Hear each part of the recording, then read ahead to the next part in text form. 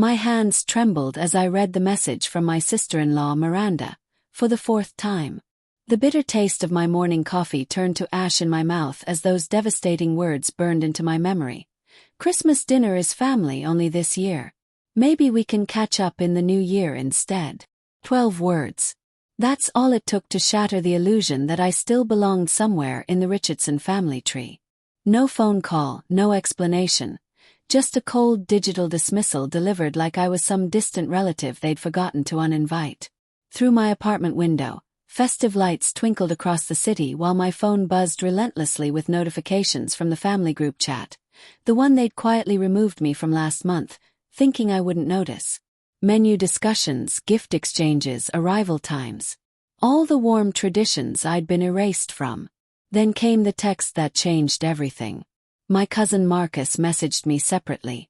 "Bro, you won't believe this opportunity. We're meeting with Apex Industries tomorrow. If we land this contract, we're talking 8 figures easy. Ryan's been chasing this deal for over a year." Ryan. My younger brother. The golden child who'd inherited our father's company. His confidence and, unfortunately, his complete disregard for anyone he deemed not business material. The same brother who'd told our extended family last Thanksgiving that I was still trying to find my place in the world, said with that particular blend of pity and condescension that made my stomach turn. What none of them knew was the secret I'd been carefully guarding. 3 days earlier, I had finalized the acquisition papers making me the majority shareholder of Apex Industries. The documents sat locked in my desk drawer, ink still fresh on signatures that would change everything. My name is Elena Richardson. I'm 32 years old, and I've spent the last decade building an empire from the shadows they cast me into. This is the story of how I turned their rejection into their reckoning. Growing up in the Richardson business dynasty meant you were either predator or prey. Our father had transformed Richardson Holdings from a small regional operation into a logistics powerhouse through pure determination and ruthless negotiation tactics that left competitors scrambling. Ryan had inherited Dad's natural charisma, his commanding presence, and unfortunately, his arrogance. I'd inherited our mother's analytical brilliance, her strategic thinking, and her preference for operating behind the scenes. Qualities that made me invaluable but apparently invisible.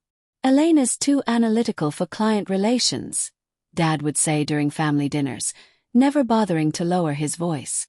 "Ryan has the personality people want to do business with. Natural leadership qualities." So Ryan became the heir apparent at 25. He got the executive suite when Dad stepped back, the company Mercedes, the unlimited expense account. I got the research department in the building's basement level, generating market analyses and strategic reports that Ryan would present to the board as his own insights. For 8 years, I watched my younger brother take credit for my competitive intelligence, my vendor relationship strategies, my efficiency improvements that saved the company millions. I'd convinced myself that excellence would eventually speak louder than politics, but I was wrong. Results, no matter how spectacular, couldn't overcome Ryan's practiced charm and our father's predetermined succession plan. Last Christmas was my first exclusion. "Just keeping it intimate this year," Ryan had explained, despite inviting our cousins Marcus and David, plus their business partners. I'd spent December 25th alone in my apartment, scrolling through their Instagram stories of premium steaks and vintage champagne while eating leftover Chinese takeout. That night, something crystallized inside me. A cold, calculating resolve that would reshape everything. If I couldn't earn respect as family, I would command it as competition. I had advantages they'd never bothered to notice.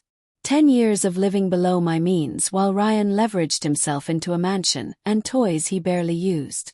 Industry connections who respected the quiet woman who remembered their children's names and never forgot a birthday. And most crucially, I possessed information.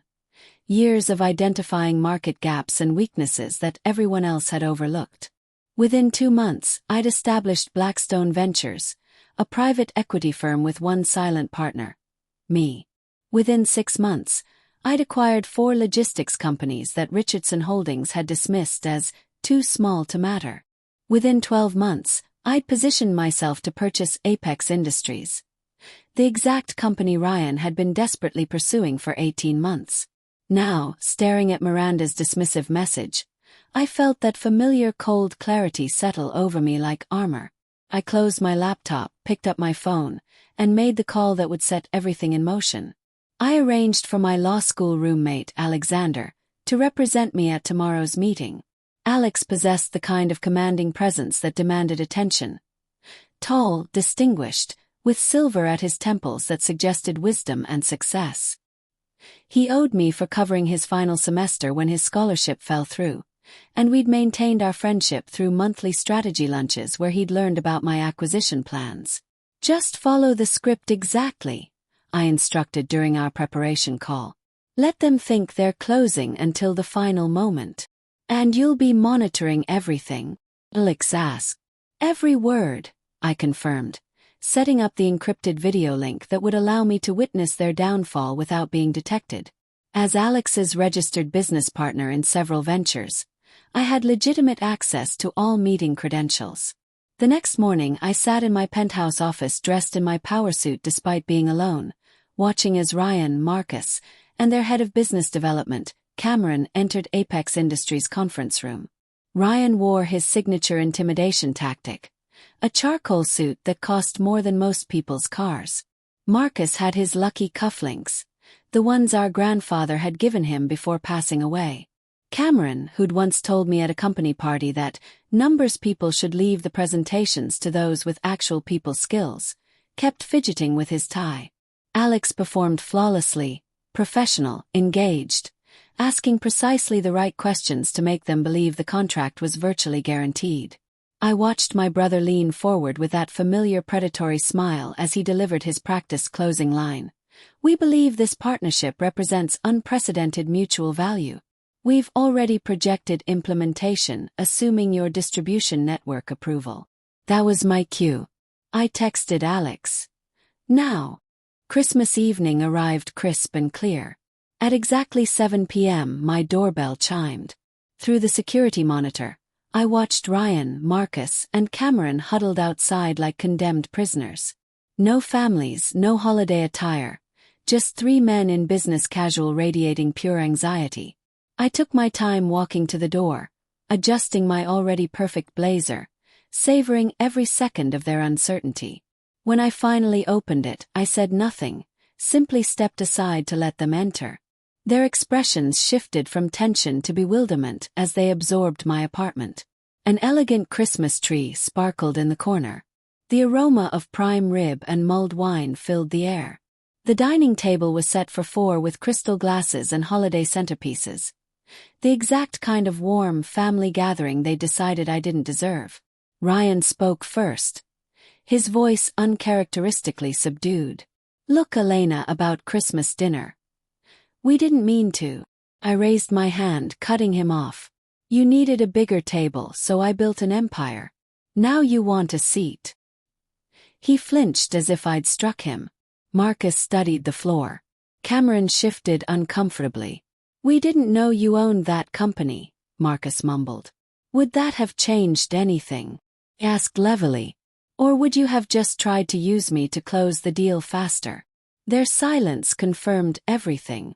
I walked to the side table and retrieved a single document, the contract Richardson Holdings desperately needed. 1.8 million in emergency funding. I knew from my sources that they were 3 weeks from bankruptcy, that Ryan's expansion gambles had drained their reserves completely. I held out the paper. Ryan looked stunned. Are you offering us the deal? I nodded slowly. With conditions. They leaned forward in unison, suddenly attentive. From now on you work for me. You take orders. You report directly to my management team.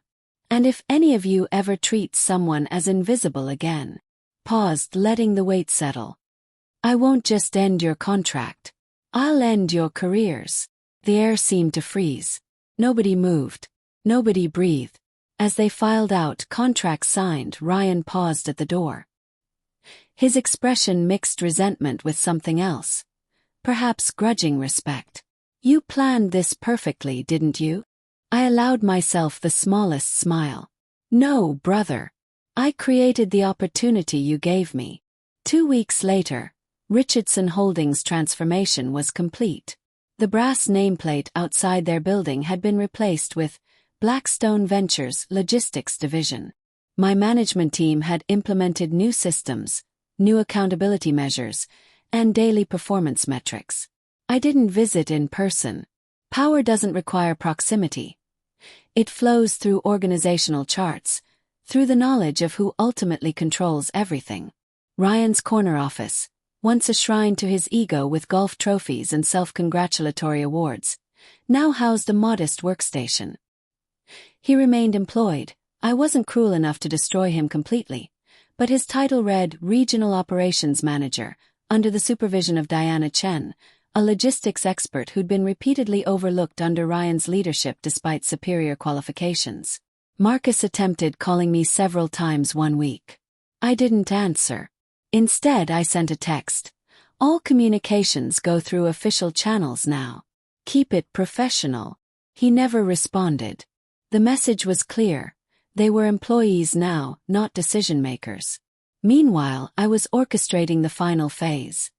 Complete integration of Richardson Holdings into Blackstone Ventures. In 30 days, the company our father built, the legacy Ryan assumed was his birthright, would cease to exist as an independent entity. One evening, walking home from my downtown headquarters they'd never visited, I passed a restaurant and glimpsed them through the window. Ryan, Marcus, Cameron, and several former Richardson executives. No laughter, no animated discussion. Just the subdued conversation of people who'd lost something precious. I didn't go inside. I simply kept walking. Sometimes the sweetest revenge isn't confrontation. It's watching them live inside the empire they said you'd never build. 30 days later, the merger documents were finalized. Richardson Holdings officially became the supply chain division of Blackstone Ventures. The email addresses of my brother, cousins, and everyone who'd mockingly asked if I was still doing that computer stuff, now ended with at blackstoneventures.com. I scheduled an all-hands meeting, mandatory attendance. The conference room was packed when I arrived. Every employee from both companies, wondering what changes the merger would bring. Ryan sat in the front row, Marcus nearby, both maintaining careful professional facades. The lights dimmed. A presentation began on the large screen, a corporate analysis of Richardson Holdings' history, its strengths, and more pointedly, its failures. Years of missed opportunities, declining market share, financial mismanagement disguised by creative accounting. Then a single sentence appeared. Sometimes the person you overlook is building the foundation you'll stand on. A murmur rippled through the audience.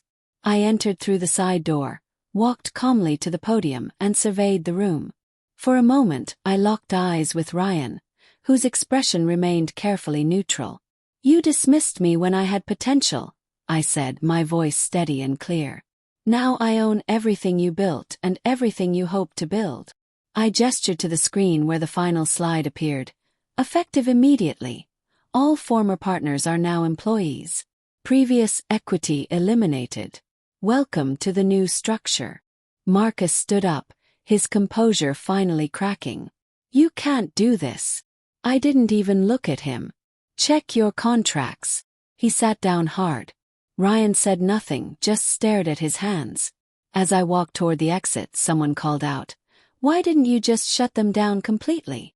I paused at the threshold and turned slightly. Shutting it down would have ended the story. Owning it means they live with the consequences every single day. I left not just the room, but the entire narrative they'd created about me. The quiet sister. The data analyst. The afterthought. That story was finished. In its place stood a new reality. One where I wasn't the outsider anymore. I was the architect of their future. The final word in the story they thought they were writing without me. And this was only the first chapter of my empire.